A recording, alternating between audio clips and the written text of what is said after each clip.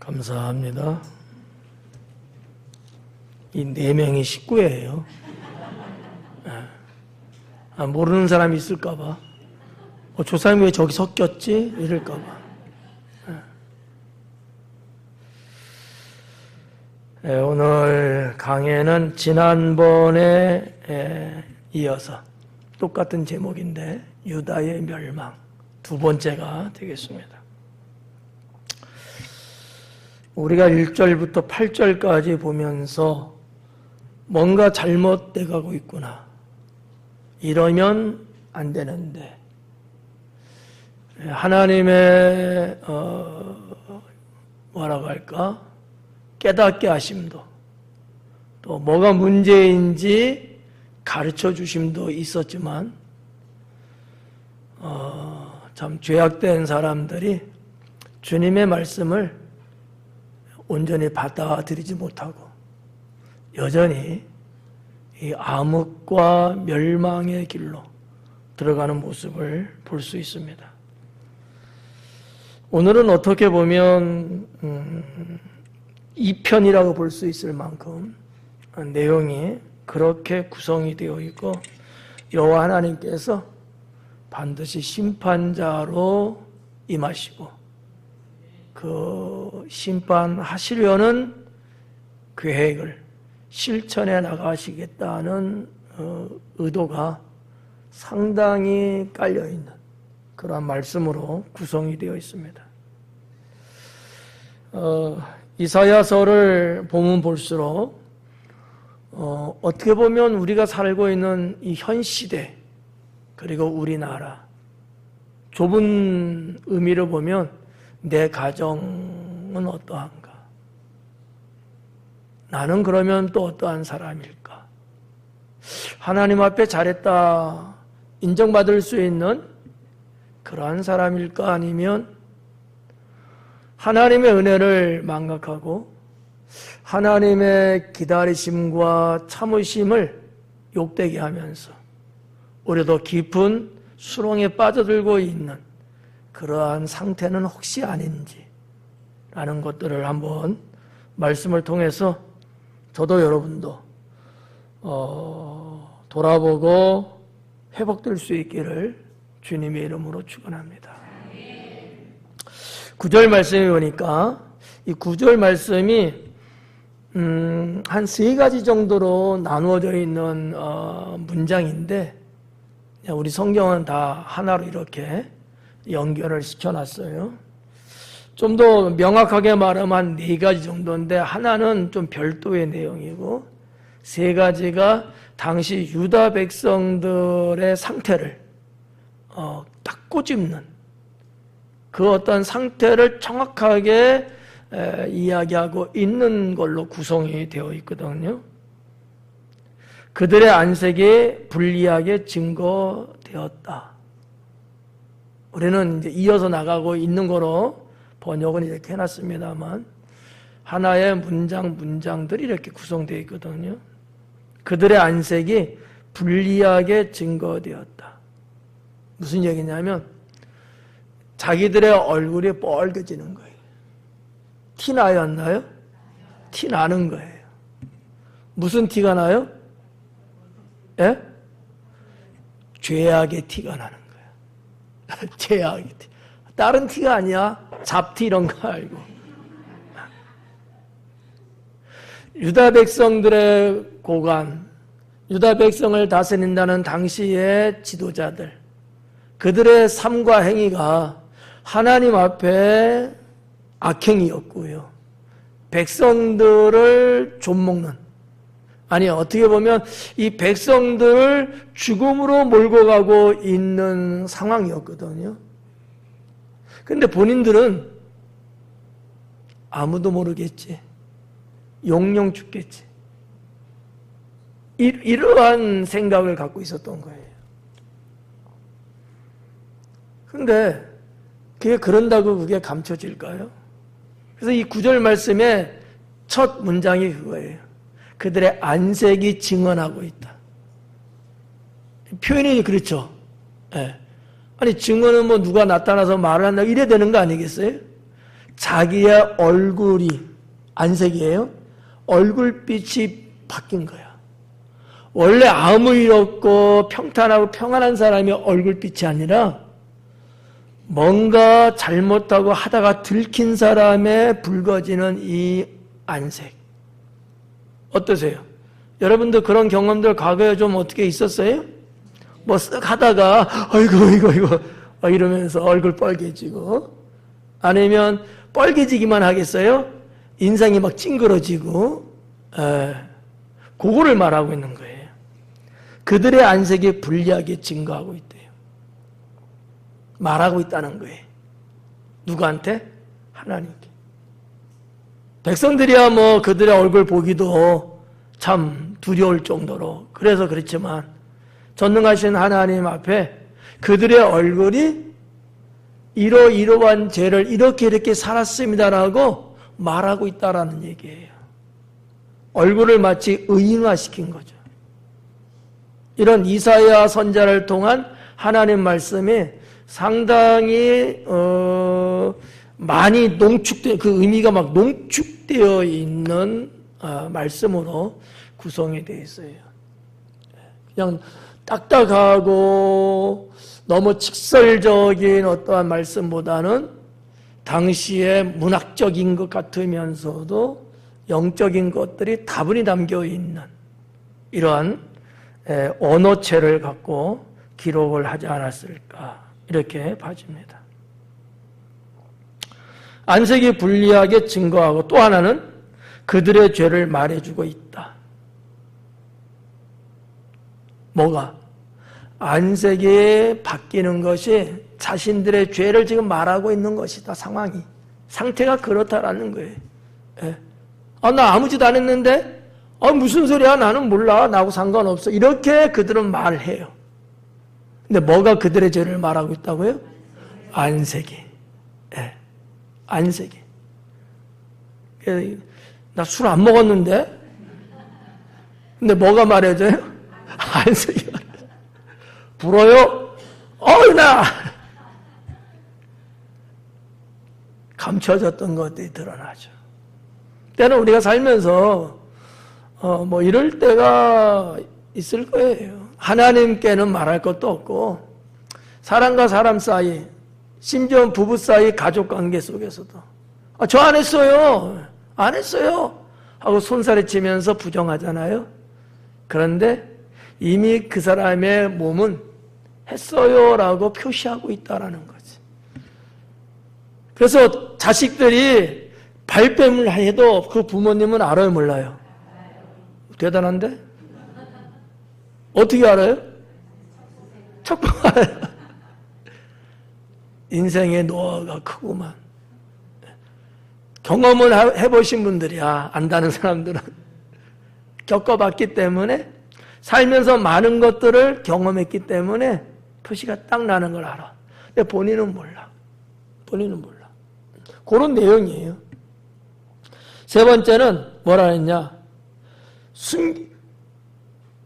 숨기지 못함이 소돔과 같다. 숨기지 못하는 것이 소돔과 같대요. 요즘 소돔성 말하는 겁니다. 소돔성이 어떻게 됐어요? 결론은 멸망했잖아요. 하나님 심판에. 그걸 말하는 거예요. 숨기지 못함이 소돔성 같다.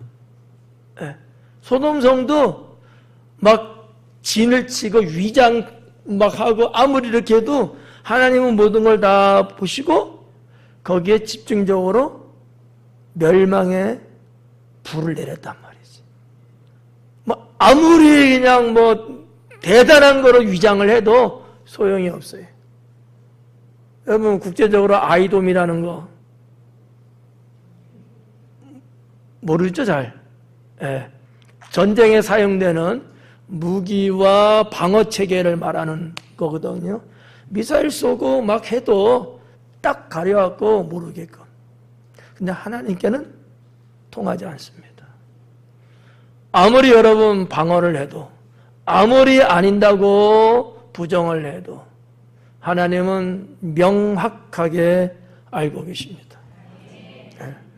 여기 있는 내용이에요. 숨기지 못함이 소돔과 같다. 소돔도 숨기지 못했어요, 하나님 앞에. 결국 때가 되니 하나님이 심판했거든요. 지금 유다도 그렇다라는 얘기예요.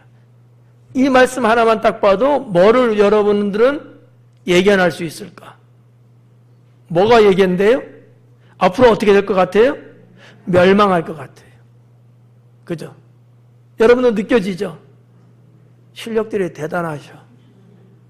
이 정도 센스가 있으니까. 그렇잖아요. 딱 보면 알잖아요. 숨기지 못하는 것이 소돔과 같더라. 소돔도 숨기지 못해서 결국 하나님께 멸망당했다. 그러니 유다도 멸망할 것이다.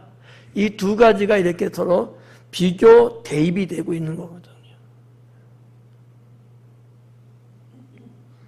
그러면서 후반부에 뭐라고 그랬어요? 그들의 영혼에 화가 있을진저. 이게 참 무서운 표현이에요. 왜 무서워요? 예? 뭐라고요? 크게 말해봐요. 입력되게끔. 화가 있다니까 무서운 거예요? 아니에요. 영혼에 화가 있기 때문에.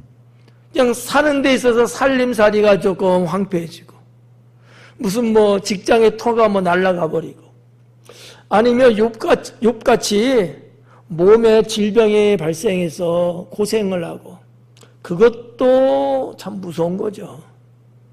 근데 정말 무서운 게 뭐예요? 영혼이 화를 입는 거예요. 영혼이 멸망당하는 거예요. 우리의 영혼이 하나님으로부터 떨어져 나가는 거거든요. 이것처럼 무서운 게 어디 있습니까? 원하시는 분은 선착순 3명. 아무도 없죠? 네, 없을 거예요. 내 살점 하나 떼 나가는 것은 그냥 어떻게 그냥 헝겊을 입에 꽉 자갈을 물리고 참을 수 있을 수 있어. 영원히 죽는 거예요. 네.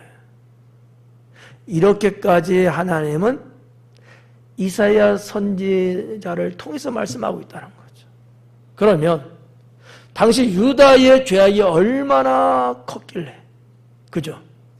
이게 애지간한 거, 그냥 쪼물딱 이런 것 갖고 하나님이 이렇게까지 말씀을 하실지는 않은 것 같아요. 다시는 어떻게 돌이킬 수 없을 만큼의 무지무지하게 큰 죄악이 유다 백성들에게 있지 않았겠느냐라고 하는 거죠. 그들의 영혼에 화가 있을진저 그들이 재앙을 자취하였도다. 그들이 재앙을 자취했다는 거지. 한자예요, 자취. 스스로 취했다라는 얘기예요. 한자풀이로. 지금 유다에게 지금 하나님의 심판이 예고되고 재앙이 임하게 되는데 누구 때문에 그러는 거예요? 본인들 때문에. 하나님이 심판하려고 하시는 분이 아닌데 하나님 나 좀 심판해 주세요. 나 스스로 죽지 못하니까 하나님 나를 멸망시켜 주세요 라고 하는 것처럼 스스로 그것을 자신들이 요구하고 받아들이고 있다라고 하는 거죠. 자취했다라고 이번 성경에서는 번역을 했습니다. 근데 원어적으로 봐도 크게 문제는 없는 것 같더라고요. 선택한 거예요. 멸망을 내가 선택한 거야. 우리가 하나님 믿으면서 신앙생활 하면서요, 잘 믿고 싶은 마음은 누구나 다 있죠. 근데 그게 저절로 되면 얼마나 좋겠어요. 그렇지 않거든요. 여기에서 오는 괴리감, 여기에서 오는 고달픔, 여기에서 오는 번민, 이런 어떠한 이 마음의 이 혼란스러움이 이제 있거든요. 나는 잘하고 싶은데 안 되는 거야. 난 눈 뜨고 싶은데 자꾸 감켜지는 거야. 뭐 어떡하겠어? 방법이 없잖아. 근데 이걸 알아야 돼요. 그러므로 인해서 내가 가져서는 안 될 것을 갖게 돼요. 여러분 설교를 잘 듣고 계시죠? 잘 못 듣게 되면 누구는 100%를 다 들어서 알고 있는데 그러지 못한 사람은 반만 들어서 뭐가 뭔지 몰라. 앞뒤가 내용이 끊겨지고 잘라지고 사라지고 이래가지고 어리벙벙해져. 그러면 그나마 그래도 말씀을 놓치지 않고 잘 들은 사람은 그 말씀대로 신앙을 가지고 살려고 하면서 한 70%는 실천하고 살 거예요. 근데 50%밖에 못 들었어요. 이분도 열심히 살려고 노력하고 참 그래요. 근데 이 사람은 몇 퍼센트일까? 그러면 전체에서 30%밖에 살 수가 없어요. 그렇잖아요. 우리가 이와 같은 부분들을 한 번쯤 곱씹어 봐야 될 필요성이 있지 않겠느냐라는 거죠. 유다 백성들은요, 9절 말씀에 의하면 재앙을 스스로 취했다는 거예요. 하나님이 너는 내가 죽일 거야 이게 아니에요. 그럼 옆에 있는 사람이 너 죽도록 내가 해버릴까? 그것도 아닌 거예요. 본인들이 스스로 멸망할 수밖에 없는 것을 선택했다라고 하는 거죠. 우리가 하나님을 믿으면서 누구는 이렇게 살고 싶고 누구는 저렇게 살고 싶고 누구는 열심히 주어진 시간, 누구는 나에게 허락한 직분과 사명, 이걸 어떻게든지 하려고 하는 사람이 있어요. 어떤 사람은 이거를 뭐 별것 아닌 것처럼 대수롭지 않게 생각하고 하는 사람도 분명 있어요. 결론은 똑같아질까요? 그러지 않을 거예요. 성경에서 예수님이 하신 비유의 말씀에도 이와 같은 부분들은 많이 나오지 않습니까? 특히 여러분이 너무나 잘 알고 좋아하는 말씀, 달란트의 비유. 그죠?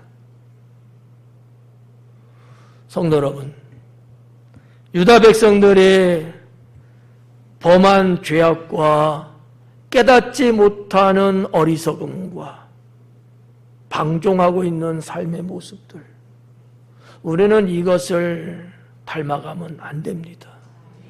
네. 닮아가면 안 돼요. 닮아가느니 내가 차라리 지금 죽겠다. 이게 날런지도 몰라요. 내가 더 1년을 더 살고 10년을 더 살고 30년을 더 살아서 더 하나님 앞에 자랑스럽게 살면 괜찮은데 그렇지 아니하고 시간이 갈수록 조금씩 망해져가는 나라면 차라리 지금 죽어서 천국 가는 게 낫지 않을까. 제가 너무 심하게 표현했죠? 제 마음은 그래요. 내가 더 이 세상을 살아가는 이유 중에 하나가 내가 살아있으면서 하나님의 일을 하고 하나님의 영광을 위해서 하나님 나라를 세우기 위해서 사는 것일진데 그게 아니라면 내가 하나님 나라를 좀먹고 내가 우리 가정을 좀먹고 우리 자식들을 좀먹고 이렇게 사는 사람이라면 어떻게 해야 될까? 네. 여러분 우리가 하나님을 믿는 거 너무 쉽고 간단하게 생각하시면 안 돼요. 하나님 나라는 그렇게 약 잡아볼 만한 곳은 아닙니다. 하나님의 은혜가 우리에게 선물로 주신 건 맞죠? 그렇다고 해서 그 하나님의 선물이 의미가 없다든지 소용이 없다든지 무가치한 것은 아니지 않느냐라는 얘기예요. 근데 우리는 너무나 식상되게 세상을 살아가고 있는 것은 아닌지 모르겠습니다. 10절의 말씀에 보니까 이렇게 기록합니다. 너희는 의인에게 복이 있으리라 말하라. 다른 건 아멘 잘하는데 이건 안 하네. 뒤에 또 뭐가 숨어있나 해갖고 또 조바심에 또 안 하는 것 같기도 하고. 이거 말 잘못했다가 아니야. 그런 거 아니에요. 액면 그대로입니다. 너희는 의인에게 복이 있으리라 말하라. 그들은 그들의 행위의 열매를 먹을 것이며, 예. 복이 있으리라 그래요. 이 원어 성경에 보면 뭐라고 되어 있냐면 키토부 이렇게 되어 있거든요. 토부는 선하다는 뜻이에요. 넓게 뭐 해석하면 뭐 아름답게 할 수도 있고 뭐 다양하게 말할 수도 있어요. 사랑이라는 말로 번역할 수도 있어요. 예. 뭐 옛날 시대의 단어니까 여러 가지로 이렇게 비슷비슷한 의미를 갖고서 번역할 수 있거든요. 근데 여기 지금 성경 뭐냐면 복이 있다는 말로 번역이 됐어요. 그럼 이 복이 있다는 이 의미가 뭐냐는 거지. 선하고 아름다운 기쁨의 상태적인 삶을 살아가는 게 복이 있는 거예요. 어려워요? 선하고 아름다운. 이것은 하나님께 속한 것이거든요. 네. 하나님의 선을 말할 때, 하나님의 선하심을 말할 때 토부라는 단어를 쭉 썼어요. 그러니까 선하고 아름다운 기쁨의 상태의 삶을 살아가는 사람을 가리켜서 복 있는 사람이라고 말하는 거지. 뭐 돈을 많이 갖고 있고 뭐 이것저것 뭐 챙기고 이래서 복 있는 사람이 아닌 거예요. 하나님의 뜻 가운데서 선하고 아름다운 영적 상태를 지니면서 세상을 살아가는 사람이 정말 복 있는 사람이다라는 거죠. 여러분이 잘 알고 있는 시편 1편의 말씀에 복 있는 사람은 그러잖아요. 그와 비슷한 관계가 있습니다. 그냥 복 있는 게 아니거든요. 거기에는 충분한 그럴 만한 이유를 하나님은 말씀하고 있다라는 거지. 우리가 이렇게 한번 생각해 볼까요? 여러분은 복 있는 사람이 맞을까요? 틀릴까요? 거기에 대한 이유를 설명하셔야 돼. 뭐죠? 한마디로 뭐예요? 의인이어서 또 그거 다예요. 그 전부 다 그렇게 다 의인이어서 이렇게 아닌 것 같은데. 의인이어서 복 있는 거예요? 틀렸어요. 상당히 자기중심적인 것을 표현한 거예요. 아까 여기서 제가 선례를 드렸잖아요. 이렇게 한번 보자고요. 하나님의 자녀로 택함 받아서 나는 복 있는 사람이다. 내가 나의 중심적인 복의 의미를 두지 않고 있는 거예요. 하나님의 중심적인 복인 거죠. 나 잘난 맛에 사는 사람이 있고요.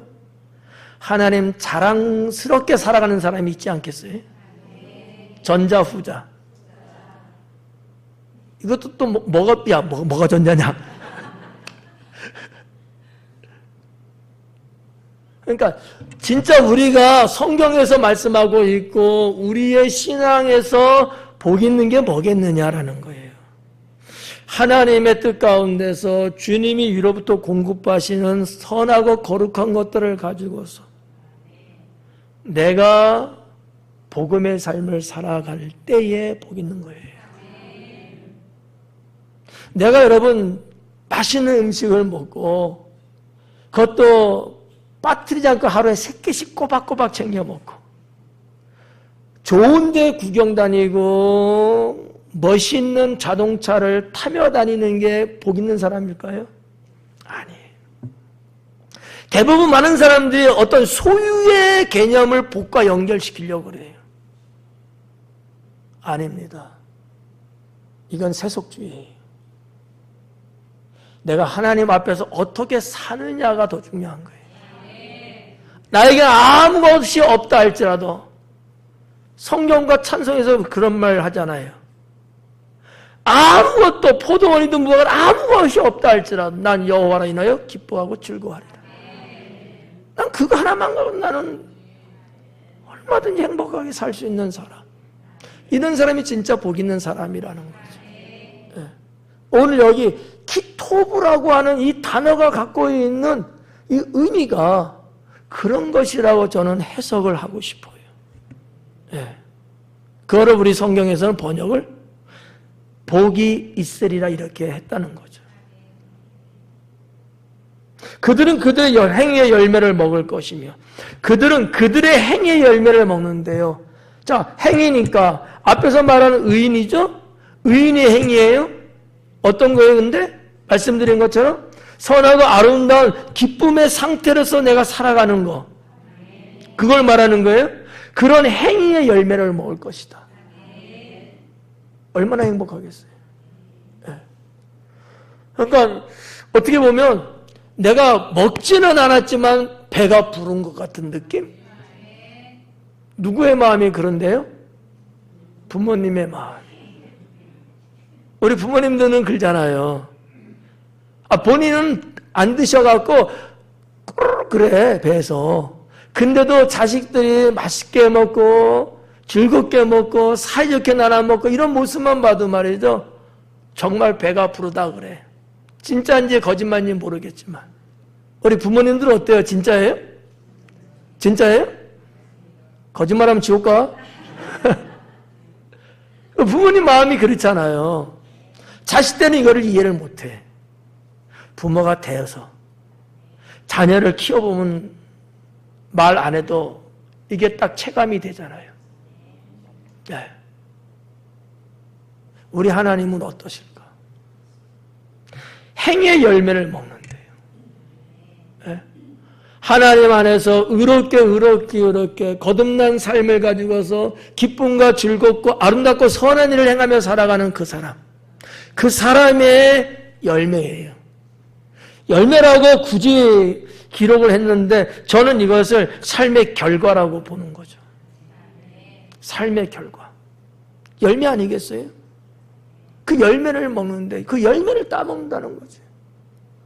여러분들이 하나님을 믿는데 그냥 믿는 게 아니고 이렇게 믿으면서 갈 때에 여러분 삶의 결과는 푸르른 열매와 같이 되어지는 거죠. 얼마나 좋아요. 네. 나는 잘 나갔는데, 나는 잘 됐는데, 나는 문제가 없는데, 근데 부모인 나는 늘 자녀를 가슴에 품고 자식들이 잘 되기만을 위해서 기도하고 뭘 한 가지를 하더라도 자식들의 이름을 거명하면서 하잖아요. 그러면 자식들이 잘 돼야 되는 거예요? 안 돼야 되는 거예요? 잘 돼야 되는 거잖아요. 그래야지만 열매 맺는 거 아니겠어요? 근데 그러지 않는다면 과연 복이 있는 걸까요? 아닐 거예요. 아닐 겁니다. 부모인 나는 어떻게 보면 죽으라고 뭔가 그래도 하나님 앞에 심고 또 심으면서 그렇게 하려고 하는데 왠지 모르게 지금 나타나고 지금 보여지고 있는 현상을 보니까 내 자식들이 그러지를 못하는 거야. 얼마나 여러분 힘들겠어요? 얼마나 이게 힘들겠냐고. 그런데 오늘 성경은 뭐라고 말씀하십니까? 너희는 의인에게 복이 있으리라고 말해라. 그들은 그들의 행위의 열매를 먹을 것이다. 단호하게 말씀하고 있잖아요. 그런데 우리는 어떻게 보면 그래야 되는데 안 그러니까 불안하고 초조하고. 결과는 어떻다고요? 열매를 먹는다고요. 그러면 이 과정 속에 있는 지금은 그 열매를 지금은 못 먹을지라도 주님이 맺히게 하는 열매가 지금 저기 지금 달리고 있거든요. 그걸 보면서 슬퍼하거나 두려워해서는 안 됩니다. 왜요? 여러분 하나님 앞에 의인의 삶을 사는 성도니까. 이 말씀을 저는 드리고 싶어요. 이 말씀. 지금 유다가 멸망한다는 것을 예고하고 있는 상황이에요. 그럼에도 불구하고 하나님은 거기에 한 줄기 빛을 비춰주고 계십니다. 모든 게 다 암흑이 아닌 거예요. 그 암흑의 빗줄기를 비춰주고 있어요. 그러면서 하시는 위로가 의인은 열매를 먹는다는 거죠. 저는 이 말씀 하나만 갖고도 용기가 나고 살 수 있는 희망이 있다고 믿습니다. 그런데 반대는 11절에 악인에게는 화가 있으리니 이는 그의 손으로 행한 대로 그가 보응을 받을 것임이니라. 의인과 악인이 등장하는데 하나님은 분명하게 말씀을 하고 계신 거예요. 의인은 이렇고 악인은 저렇고 정반대인 거죠. 이게 공이죠. 오해 없이 한번 들어봐요. 하나님은 의와 악을 분명하게 구분합니다. 맞나요? 그런데 때로는 우리는요, 하나님보다 더 인자로우려고 그래. 우리도 하나님처럼 구분을 하고 갈릴 땐 갈라놔야 되는데 이 선이 희미해요. 내가 하나님보다 더 사랑이 많고 인자가 더 큰 것 같이 착각하고 있다는 거죠. 여기서 오는 부작용이 뭔지 아십니까? 죄인이 깨닫지 못하고 있다는 사실이죠. 하나님이 때는 우리를 심판하시고 나의 죄악을 지적하는 이유가 어디 있을까요? 깨닫고 회개하고 돌아오라는 거죠. 맞나요? 그러면 하나님이 그렇게 갈라놓고 구분하고 이런 것이 하나님 잘못된 걸까요? 잘못되지 않은 걸까요? 잘못된 게 아니겠죠. 하나님이 잘못된 거예요? 하나님 나 딱 때린다고 해서 하나님 나쁜 놈이래 그래요? 아니죠. 아픔을 느껴야 나는 돌아갈 수밖에 없는 사람이기 때문에 누구는 아프지 않아도 주님 앞에 돌아갈 수 있는 사람인데 나는 아파야지만이 돌아갈 수 있는 사람밖에 안 되는 거예요. 그런 나에게는 주님이 뺨을 때리는 거죠. 이건 은혜입니다. 이거를 우리는 구분할 줄 알아야 된다는 거예요. 맞고 돌아가는 게 낫겠어요? 안 맞고 돌아가는 게 낫겠어요? 여러분은 그럴 자신 있어요? 아멘 소리는 반으로 줄었네요. 우리가 하나님을 믿으면서 좋은 게 좋은 거야 이러기만 하면 이거 어딘가 모르게 좀 그래요. 유다 백성이 바로 그렇게 살았다는 거죠.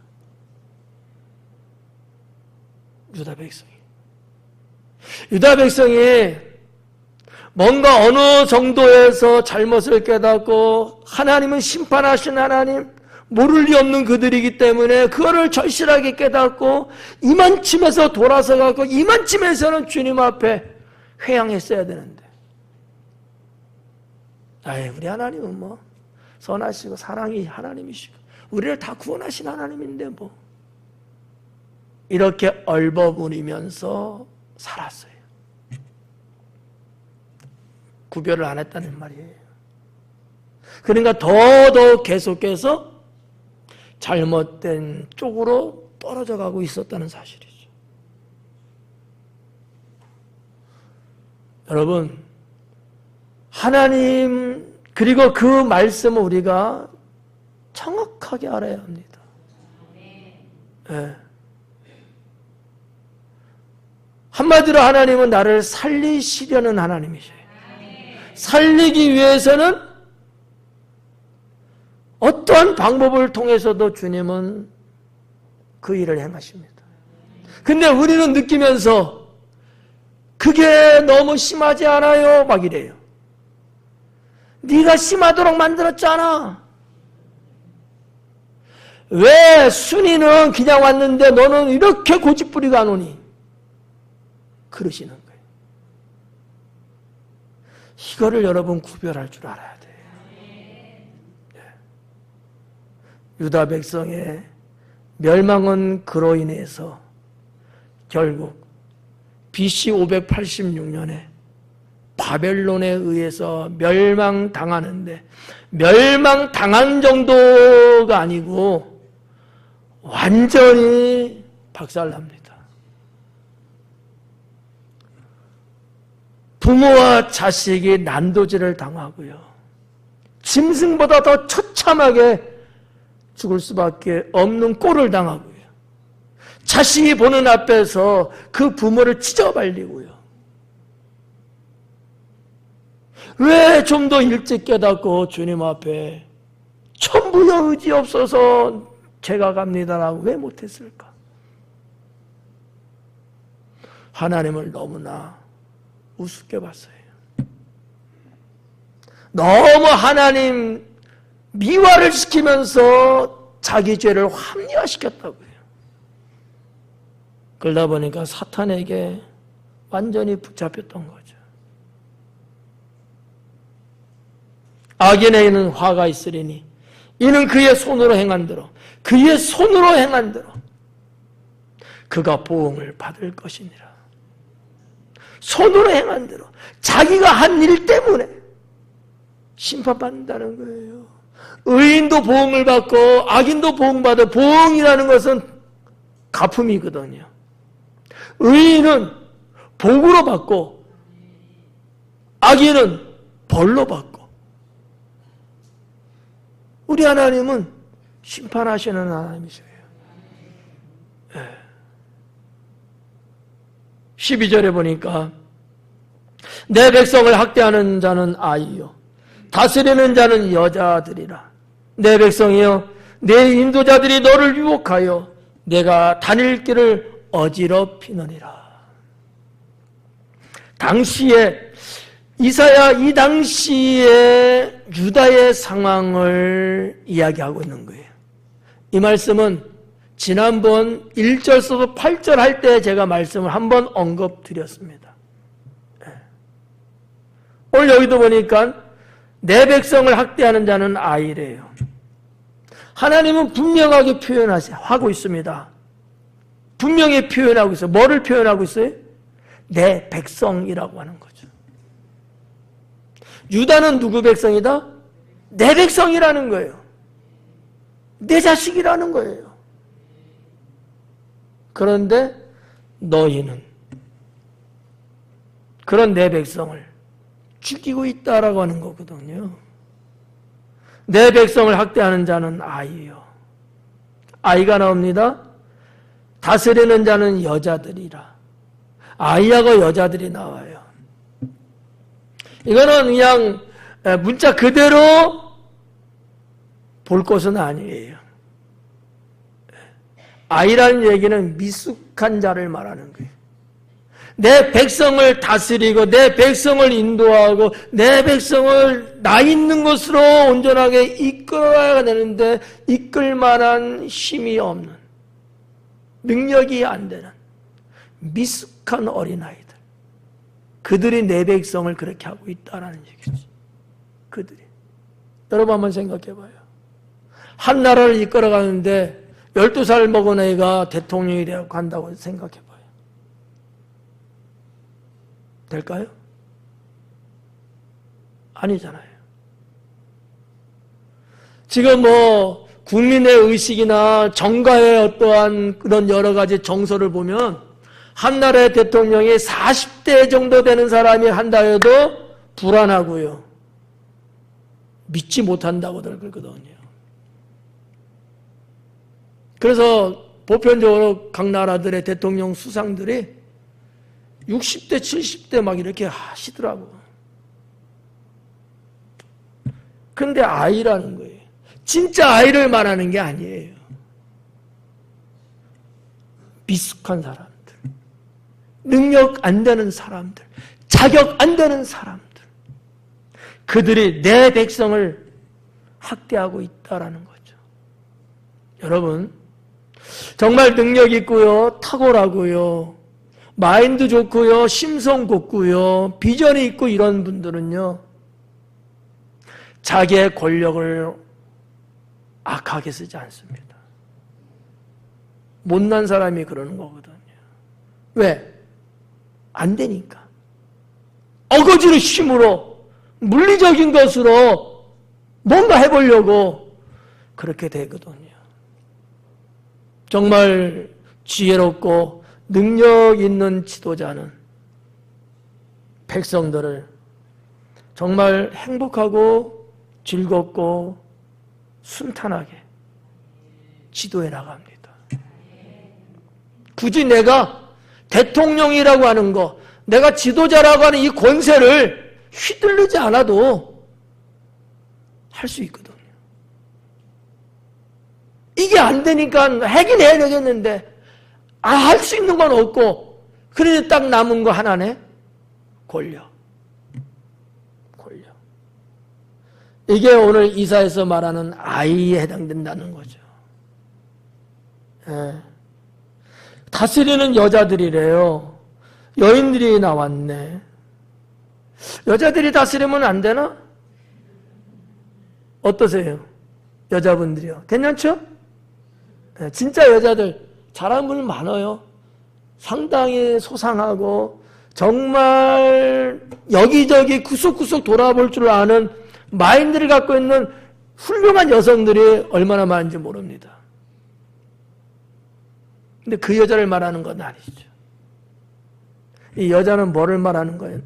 뭐를 말하느냐 하면 나약함을 말하는 겁니다. 나약함. 여성들이 보편적으로 가지고 있다라고 말하는 것 중에 하나가 나약함이거든요. 아무래도 여성분들이 좀 약한 부분들이 남성에 비해서 있죠. 때로는 그래서 결단 잘 못해요. 이 말이 여러분 가슴을 후려치는 것 같으면 용서하고 들으십시오.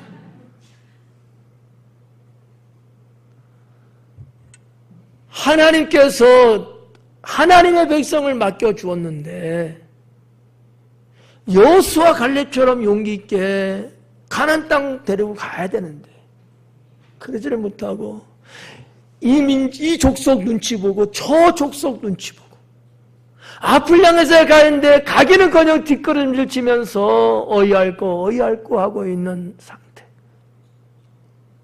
여자라고 표현한 것은 나약함을 상징하고 있습니다. 그러다 보니까 제대로 하나님 백성, 유다 백성을 이끌지 못하고 있는 거예요. 누가 와서 훅 올라와갖고 어쩌저쩌저쩌고 막 이러면은 알았어. 누가 또 와서 반대적인 얘기 또 막 하면 그것도 알았어. 이게 할 수 있는 게 하나도 없는 거예요. 정말 이것이 살 길이고 정말 이것이 하나님이 원하시는 것이 분명하다면 내가 차라리 죽을지라도 백성을 끌고 가야 되는데 말이죠. 여호수아 갈렙의 훌륭한 게 뭐겠습니까? 나와 내 가족만큼은 여호와 하나님을 섬기겠다 하잖아요. 나약하지 않았죠? 네.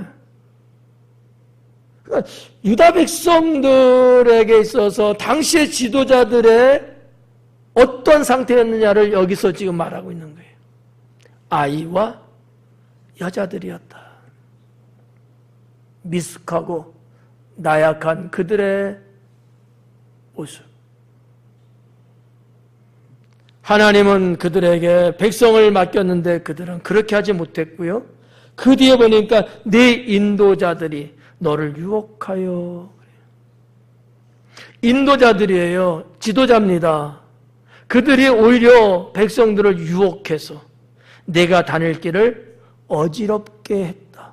이 어지럽게라고 번역했습니다만 다른 뜻으로 번역하면요 파괴시켰다라는 뜻이에요. 파괴시켰다. 아니 여러분 길을 가야 되는데 봐봐요. 나를 봐야 길이 보여. 나를 봐 나를. 길을 가야 되는데 이 길이 무너져 내렸어요. 갈 수 있습니까? 못 가잖아요.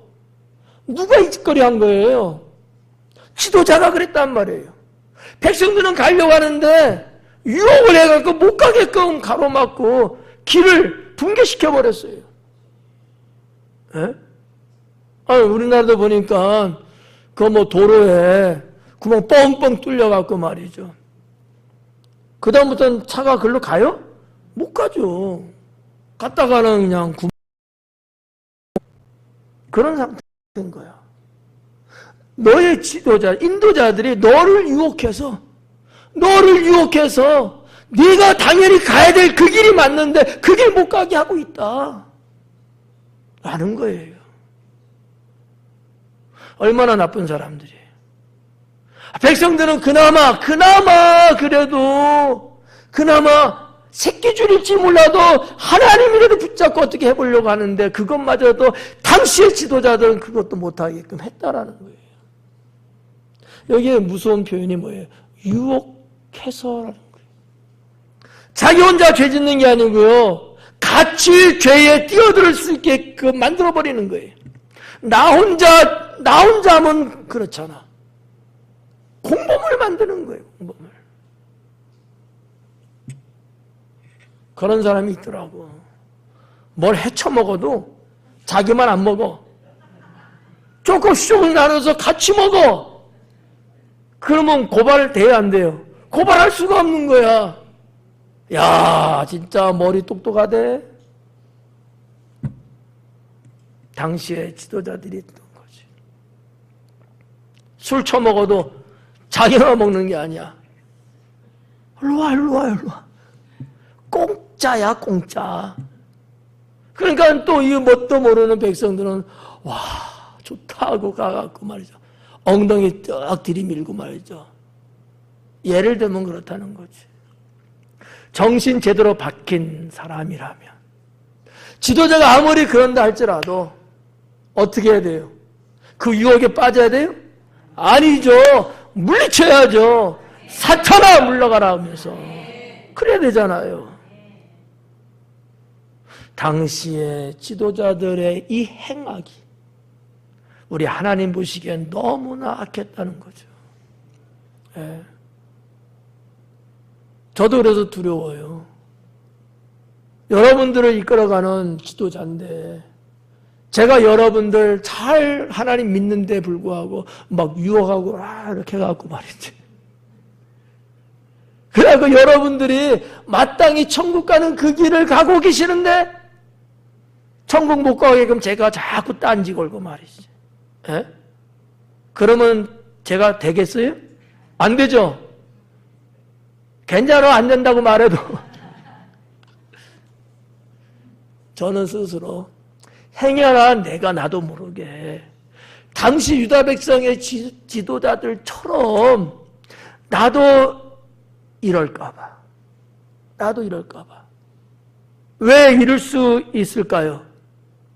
나 스스로가 한 번을 내가 그럴 수 있지라고 넘기면 두 번이 찾아오면 어쩌다 하다면 그렇지. 이것도 내가 허용을 하고 이런 죄도 허용하고 저런 죄도 허용하고 나 스스로 여기서 무너져 버리면 나 혼자 무너진 상태로 가면 되겠어요? 누군가 끌고 가야지? 심심하잖아.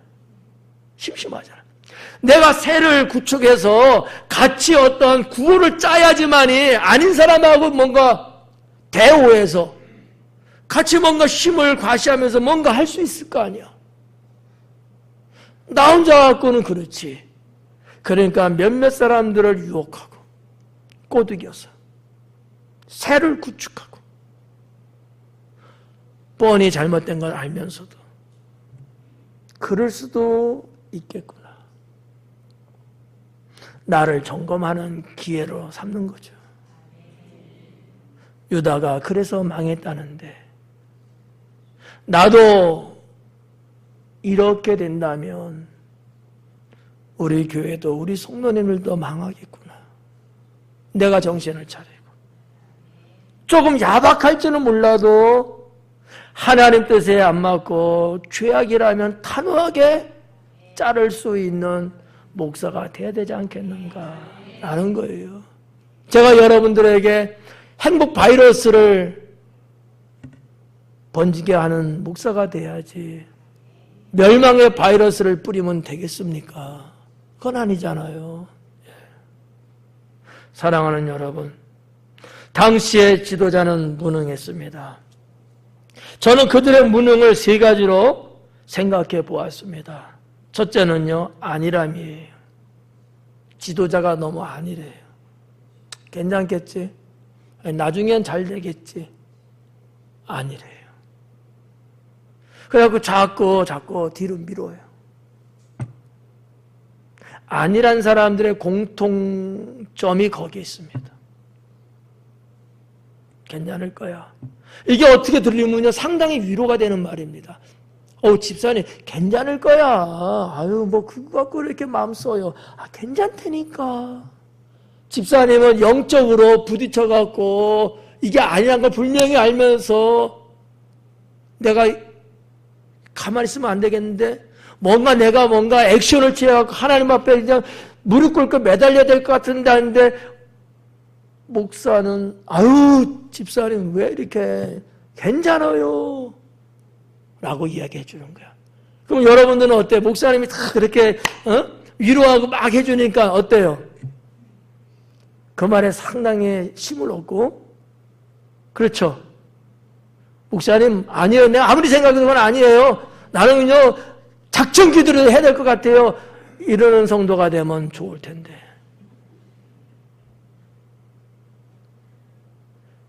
지도자의 안일함이 백성을 멸망시킨다 라는 거죠. 두 번째는 백성을 속이는 거예요. 그게 당시 지도자의 무능함입니다. 여러분, 왜 속일까요? 사람이 속이는 이유가 뭘까요? 자신이 그 능력이면 속일까요? 안 그럴 거예요. 그게 안 되기 때문에 자꾸 속이려고 하거든요. 어떻게 살짝 요 기회만 탁 넘어가 버리면, 네.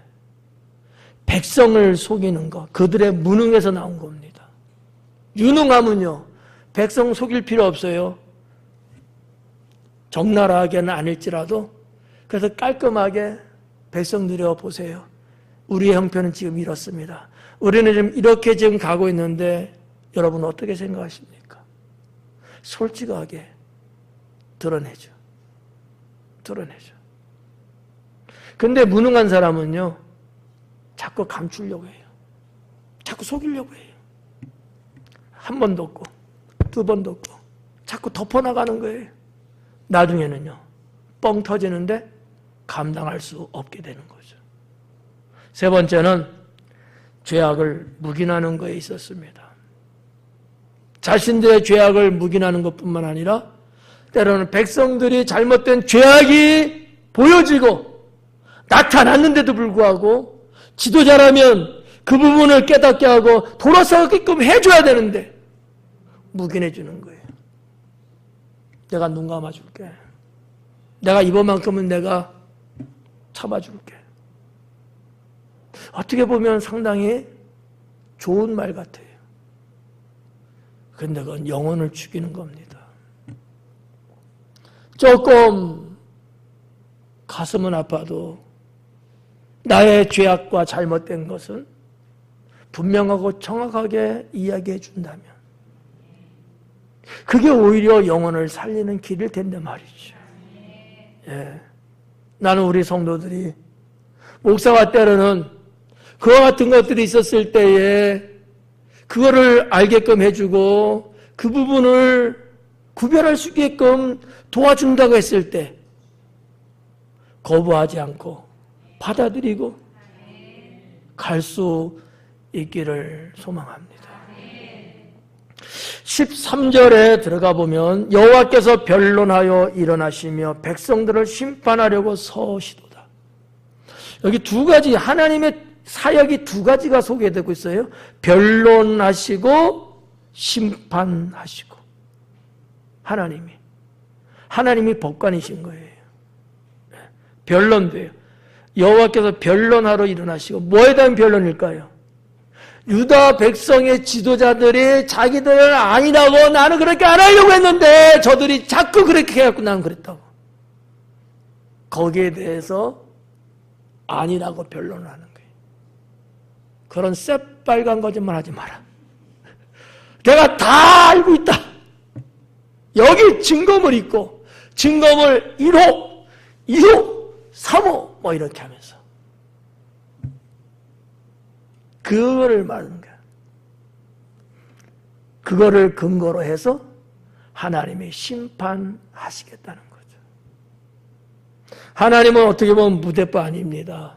아닌데 그렇다고 우기지도 않고요. 하나님은 정확하시고요.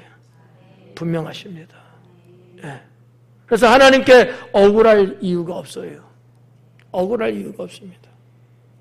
14절에 보니까 여호와께서 자기 백성의 장로들과 고관들을 심문하러 오시리니, 심판의 때를 말하는 거예요. 자기 백성의 장로들과 고관들을 심문하러 오신대요. 포도원을 삼킨 자는 너희며, 판결 났네요. 네. 포도원을 삼킨 자는 너희래. 가난한 자에게서 탈취한 물건이 너희 집에 있대요. 우리 장로님 집에도 있어요? 여기 보면 말이죠, 포도원을 삼킨다. 이 포도원은 뭐를 말하는가? 이스라엘을 말하는 거예요. 넓은 의미에서. 좀 좁은 의미에서는 유다겠죠? 네. 하나님 백성 유다, 하나님 나라 이스라엘, 그거를요 삼켰대요. 통째로. 네. 누가 그랬다고 합니까? 유다 백성의 장로들과 고관들, 당시의 지도자들이죠. 가난한 자에게서 탈취한 물건이 너희 집에 있다. 가난한 자에게서 탈취한 물건. 정말 힘없고 가난하고 못 먹고 억울하게 살아가는, 성경에서 계속 말씀하는 그들은 고아나 과부, 그죠? 대표적인 게 그러한 자들에게서 탈취한 물건이에요. 아니, 가져갈 게 뭐가 있대? 에? 가져갈 게 뭐가 있냐고. 요즘같이 뭐 냉장고 있는 시대도 아니고 말이죠. 그런데 하여튼 싹싹 긁어서 뺏어가는 거예요. 우리 신약 강의할 때도 그런 말씀 드린 적 있지요. 남편이 살아있을 때 모아놓은 재산이 있는데 남편이 먼저 세상을 뜨면 그 재산 관리가 잘 안 되니까 요즘 말로 말하면 변호사 같은 그런 자들에게 딱 맡겨서 법적으로 그 부인, 과부하고 자식들이 먹고 살게끔 하는 제도가 있단 말이에요. 근데 그 돈을 그 돈 맡은 관리가 다 탈취한 거야. 다 처먹었어. 아니, 믿고 맡기고 법적인 제도를 의지해서 했는데 얼마나 사회가 악하면은 그런 자들마저도 이렇게 가난한 백성 그들을 탈취하냐고요. 이게 예수님 당시뿐만 아니라 그보다도 벌써 한 거의 1000년 전의 그 시대도 이런 일들이 있었음을 하나님은 고발하고 있는 거예요, 지금. 여러분 중에는 이런 사람 없죠? 에? 누구 거 탈취한 적 없죠? 있을 수 있어. 돈 빌려서 아직도 안 갚아. 10년 됐는데. 탈취는 그런 건 아닌데 의도적으로 안 갚으면 탈취예요. 돈은 빌려왔는데 갚지는 않고 자기는 잘 먹고 잘 살아. 이건 탈취예요. 이러면 돼요? 안 되죠? 그러면 안 돼. 뭐 굶으면서 갚으라 그건 아니에요. 가능하면 조금씩이라도 내 마음을 전달하면서 그때 나에게 어려울 때 도와줬던 그 은혜를 감사하면서 우리가 갚아야 되는 거 아니겠어요? 예. 네. 근데 여기 나오는 이 내용상 볼 때에 가난한 자에게서 탈취한 물건이 너희 집에 있도다. 자기 집에 막 쌓아놓는가 여러분처럼. 여러분 집에도 막 쌓여있죠? 없어요? 아, 탈취한 거 말고. 그래서 상품 선물 받은 것들 막 쌓여있잖아. 그거 있냐 너. 여러분이 참 잘해서 받은 거니까. 근데 여기는 가난한 자에서 탈취한 거거든. 강탈한 거예요. 이게 어떻든 간에. 성경에서 하나님은 율법에서도 말씀하시기를 말이죠. 가난한 자에게서는요, 겉옷을 취하지 말고요. 그들의 음식에 손대지 말라 그래요. 그들이 먹고 살 수 있는 것들이니까. 예. 만약에 돈을 빌려가고 저당 잡힌 게 있는데 그것이 만약에 겉옷이라면 해를 넘기면 안 돼요. 아무리 내가 법적으로 뭔가 했어도요, 이 사람이 하루를 살아가는 데 있어서 그것 때문에 어렵다면 그건 다시 돌려줘야 돼요. 이게 하나님의 법이에요. 예. 심지어 여러분, 종들도 때가 되면 자유를 주고 풀어줬잖아요. 그게 신현입니다. 다 없애버리는 거예요. 우리 하나님의 법이 얼마나 화평하고 얼마나 자유스럽습니까? 그런데 여기 있는 이 사람들은 그저 불쌍할 수밖에 없는 이 가난한 자들에게서 탈취하는데 그 물건이 가만히 보니까 그 집에 막 쌓여 있는 거야. 자기 집에. 이걸 하나님이 아시는 거죠. 그래서 15절에 어찌하여 너희가 내 백성을 짓밟으며 가난한 자의 얼굴에 맷돌질을 하느냐. 내 백성을 짓밟았다. 하나님은 여전히 이스라엘을 내 백성이라고, 나는 저들의 하나님이라고 이렇게 말씀하고 있거든요. 아버지 되신 하나님이 이것을 눈뜨고 볼 수 없잖아요. 내 자녀들이 죽어가고 있는데 내 백성을 짓밟으며, 좀 더 원어적으로 말하면 산산이 부셔버리다라는 뜻을 갖고 있어요. 산산이 부셔버리다. 다시는 회복할 수 없는 회복 불능의 상태로 만들어버리는 거예요. 에? 여러분 뭐 이런 거 있잖아요. 시간이 이렇게 많이 갔어? 컵 있어. 아니 컵 하면 안 돼. 여러분 핸드폰 있어. 핸드폰. 아이폰이야 뭐야. 자, 핸드폰이 있는데 이걸 땅에 딱 던져놓고요.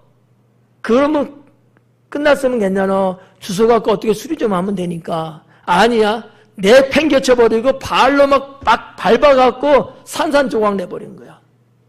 아무리 기술이 좋아도 이거 짜맞추기는 어려워. 차라리 새로운 제품을 생산하는 게 낫지. 이해가요? 그걸 말하는 거예요. 산산이 부숴버렸다는 거예요. 누구를? 내 백성을. 누가 내 자식들 그렇게 했던 내가 가만 안 둘 거야 그냥.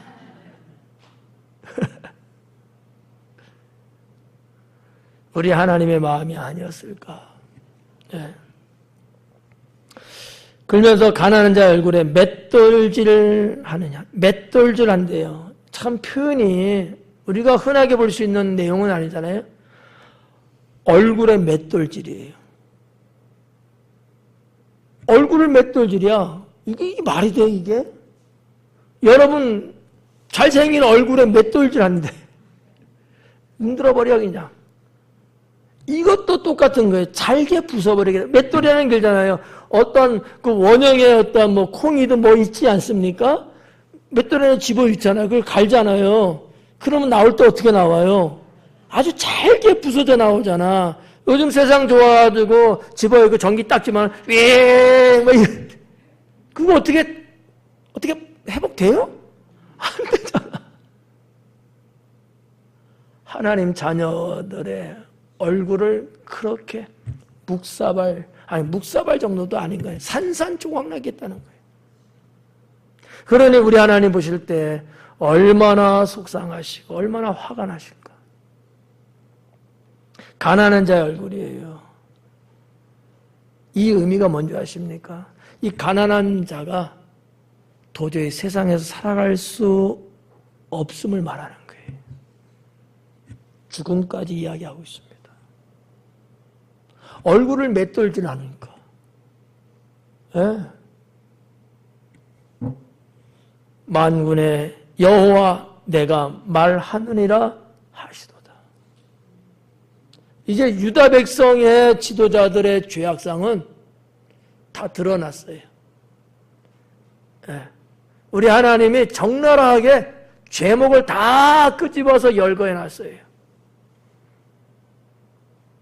주님 마지막 때 심판을 이와 같은 자는 용서치 아니하시고 집행하시겠다는 거죠. 그러고 나서 근 300년 정도가 흘러 지나갑니다. 그럼에도 불구하고 길면 길고 짧고 짧으면 짧은 세월이지만 그래서 300년이에요. 어떠해야 됐어요? 주님 앞에 모든 것을 다 내려놓고 하나님께 갔어야죠. 그렇잖아요. 이사야 선지자가 있을 때 주신 말씀이고요. 이 말씀의 예언대로 심판하는 날은 거의 300년의 세월이 흐른 후란 말이에요. 그 정도면 달라졌어야죠. 근데 그러지 않음으로 인해서 하나님은 바벨론, 당시 페르시아의 바벨론, 그 이민족, 이방인, 수치스럽게도 그들을 일으켜서 나머지 반쪽의 유다를